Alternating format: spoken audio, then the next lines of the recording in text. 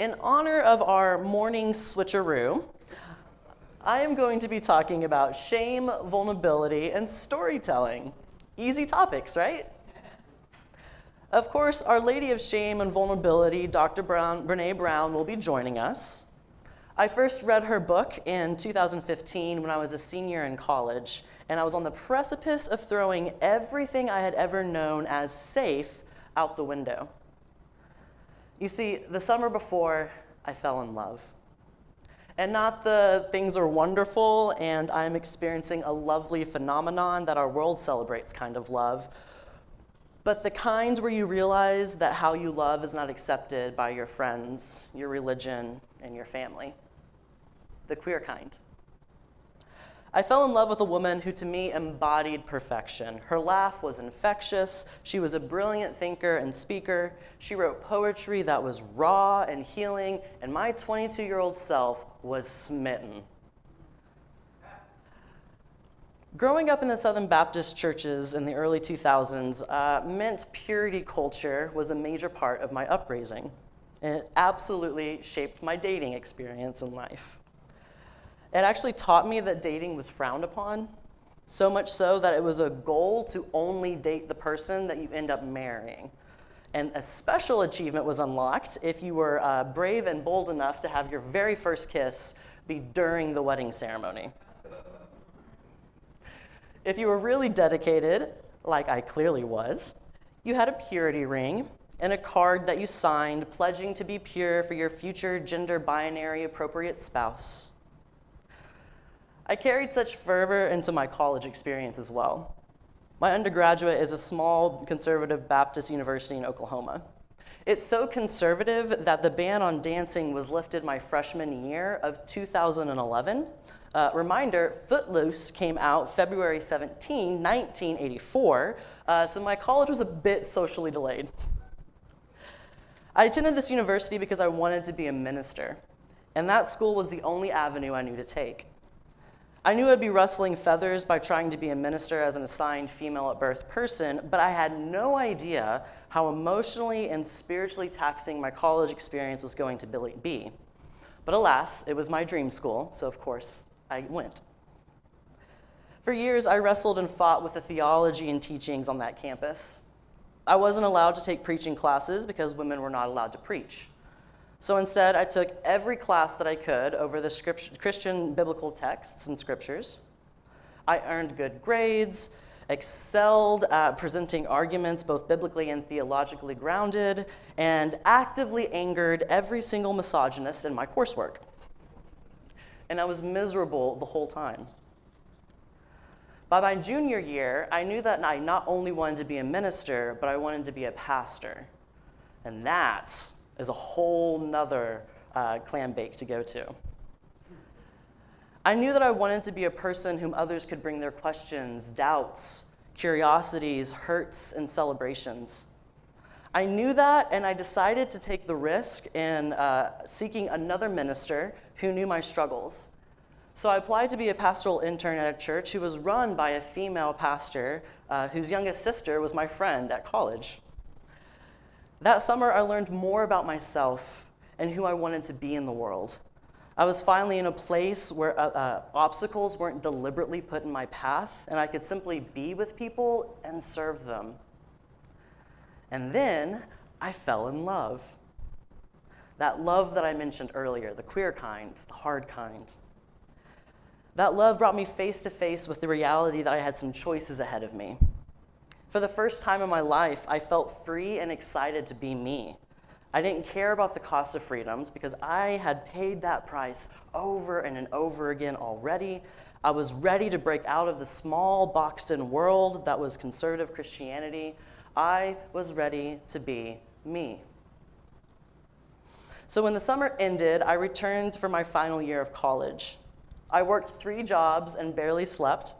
I lived in a pool house that had been converted into an apartment.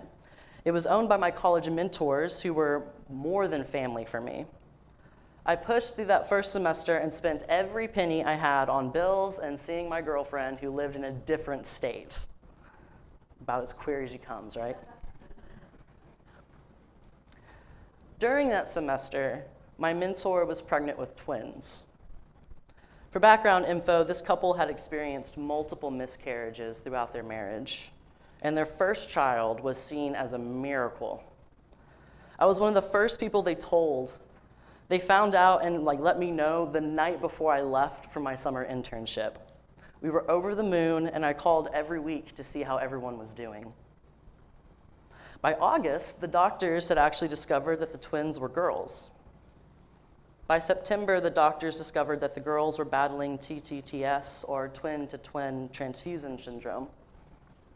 TTTS occurs in pregnancies where twins share one placenta and a network of blood and essential nutrients for development, essentially pitting the two embryos against each other, vying for sustenance.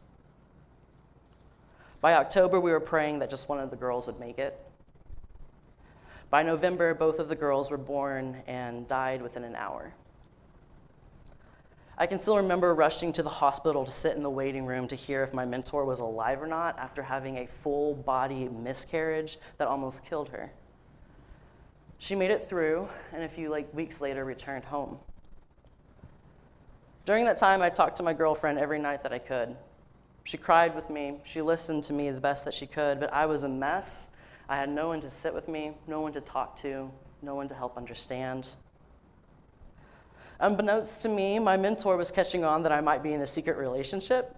She started asking questions that I deflected and assumed that she would let go. She clearly had enough on her plate, but as the adage goes, hurt people hurt people. One cold and wet January night, I was on the phone with my girlfriend, just chatting about our day as I went through my Greek vocabulary cards, when my mentor called me. I ended one call and picked up the other.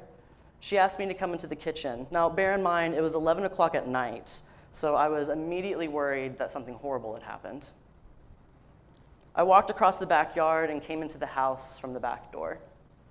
She was already sitting at the kitchen table when I arrived, so I plopped into the chair across from her.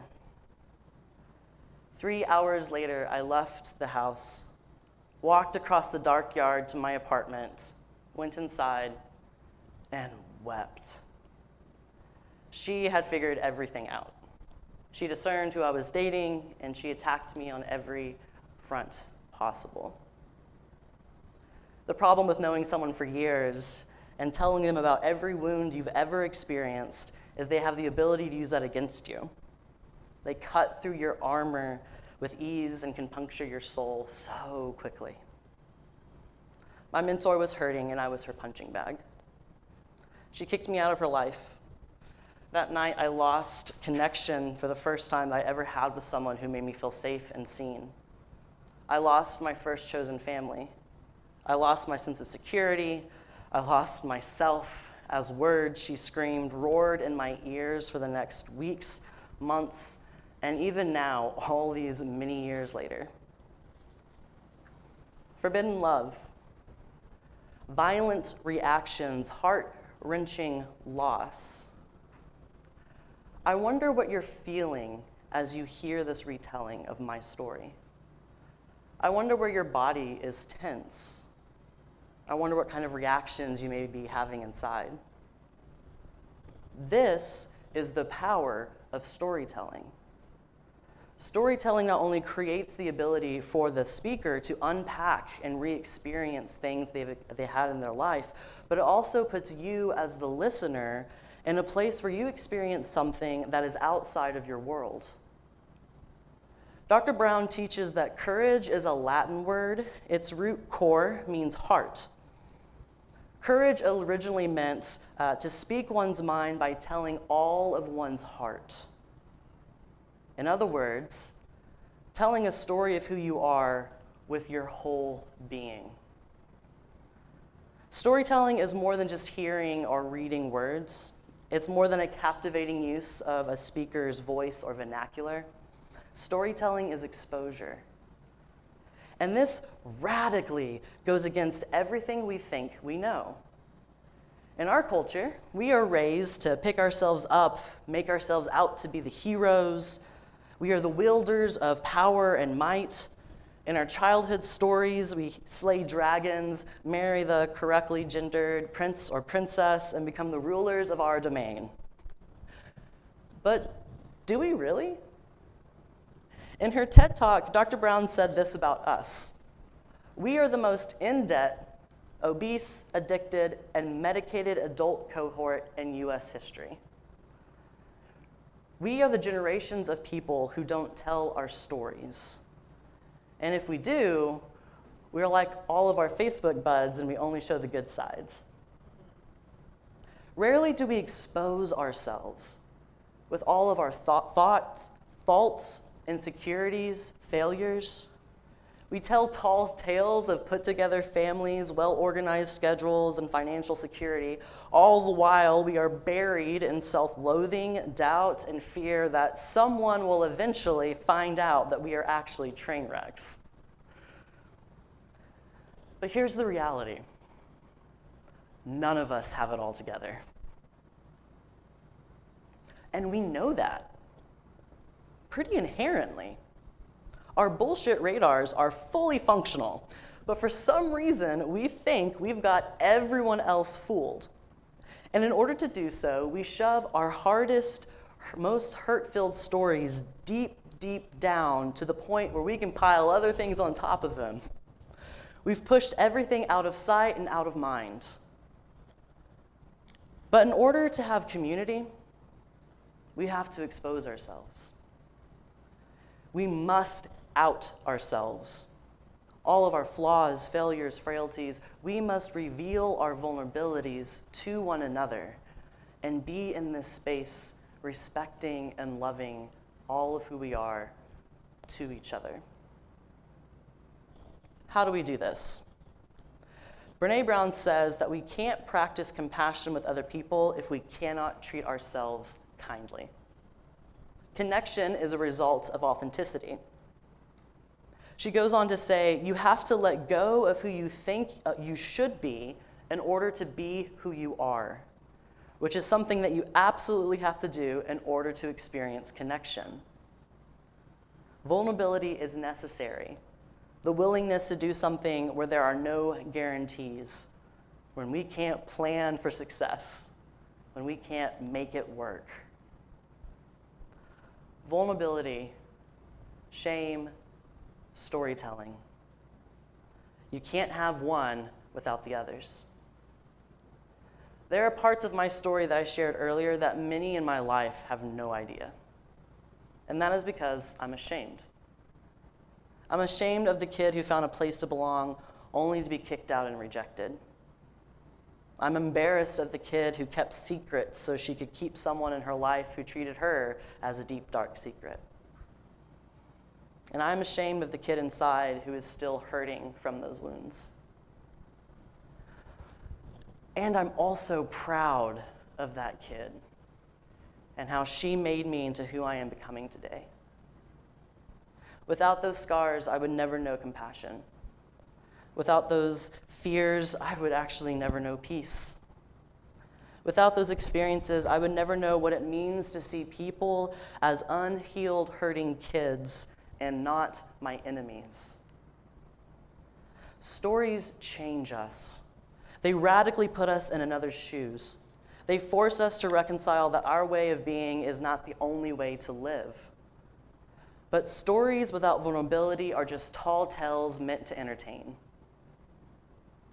I encourage you all to sit with your stories. Wipe away the makeup you've used to cover up the pain and scars. See yourself as a kid trying to figure out how to live in this rough and tough world. And once you've done this, tell your story. Tell it to a therapist. Tell it to a friend. Tell it to a loved one. Tell it to yourself. Whomever you tell it openly and without shame. Who you are today was birthed from those dark and scary places. The decisions that you didn't want to have to make. The consequences of actions you wish didn't happen. All of these things belong. So why are we ashamed if we know these things? Shame holds us back, holds us down, and closes our mouths. The best and bravest way to battle shame is to tell your story. So after you've told your story, practice listening. Actively, fully listening. Hear the words of someone else's story and see a glimpse of their true selves shine out. Laugh with them, cry with them, sit with them. Don't try to solve their problems. Just be present, just like you need for yourself. And don't see these people as an enemy just because you don't agree with them. That's a hard one. Listening to a story isn't about agreement. It isn't about proving someone right or wrong.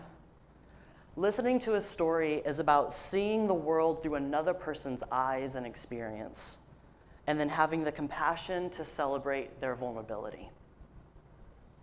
In doing so, not only will you help liberate someone else from shame, but you expose yourself to an entirely new world, and you've exposed yourself to the ability to free and liberate all that's within you and within the other person.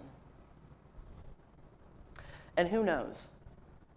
Maybe you'll be just as transformed by their words as you are of yours. To close, I would like to send you off with these words from Dr. Brown. Let ourselves be seen, deeply seen, vulnerably seen.